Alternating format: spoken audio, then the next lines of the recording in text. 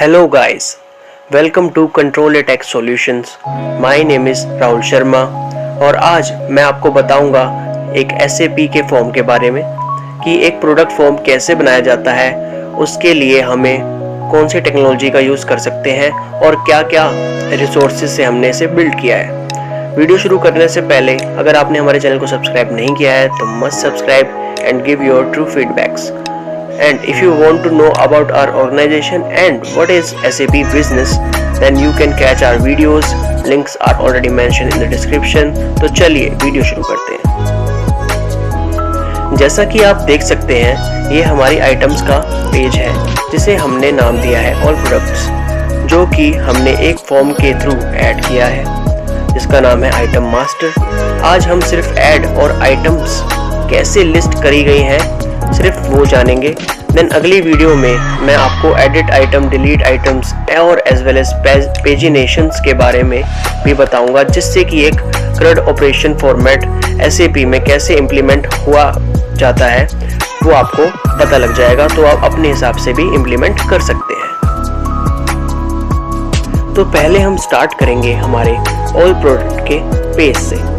Name आप अपने हिसाब से भी रख सकते हैं।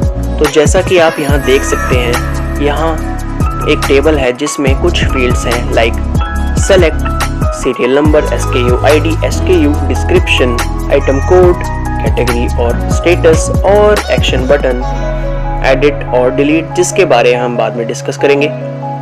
सबसे पहले हम जानेंगे कि ये सारी आइटम्स कैसे फिल हुई हैं और ये टेबल कैसे पूरी तरह से बिल्ड हुई है, इनके अंदर के कॉलम्स और जो डेटा फिल किया गया है।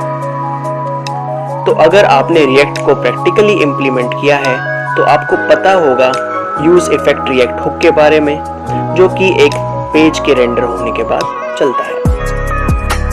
अब आप देखिए, यूज स्टेट एक और हुक है जिसका यूज करके एक स्टेट क्रिएट की गई है आइटम सेट आइटम्स नेम से, और इससे एक एम्प्टी एरे इसमें स्टोर करा गया है। तो जब हमारा ये पेज रिलोड होकर रेंडर होगा तो यूज इफेक्ट में जो फैच डेटा फंक्शन है वो कॉल होगा, उसके अंदर की एक API कॉल होगी बैकएंड में MySQL में। जो डेटा हमने ऐड किया था, जितना भी जो डेटा हमने ऐड किया था वो फैच होकर रिस्पॉन्स के अंदर आ जाएगा।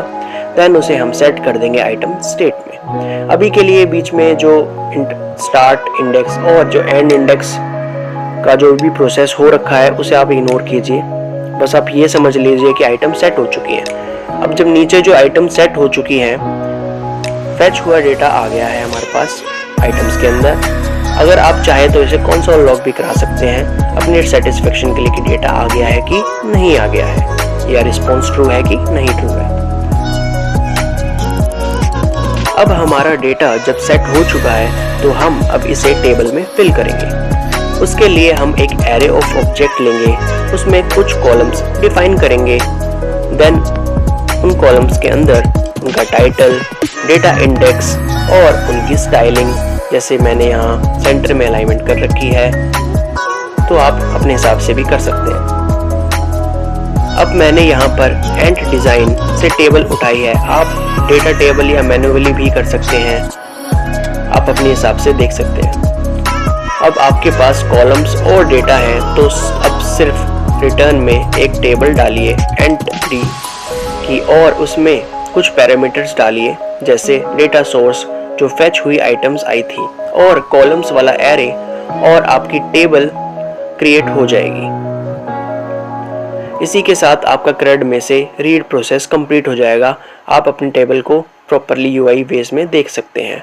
अब इसमें मैंने स्टाइल कंपोनेंट का यूज़ करा है, अपने हिसाब से उसको स्टाइल करा है, तो वो भी आपको मैं एक बार के लिए शो कर देता हूँ कि स्टाइल कंपोनेंट आप भी यूज़ कर सकते हैं कि एक कस्टम स्टाइलिंग में काम आता है, या अदरवाइज आप कंपोनेंट में ही स्टाइल का यूज़ करके उसको मैन्युअली स्टाइल कर सकते हैं। Okay, thanks for watching our video, hope you like it, see you in the next video.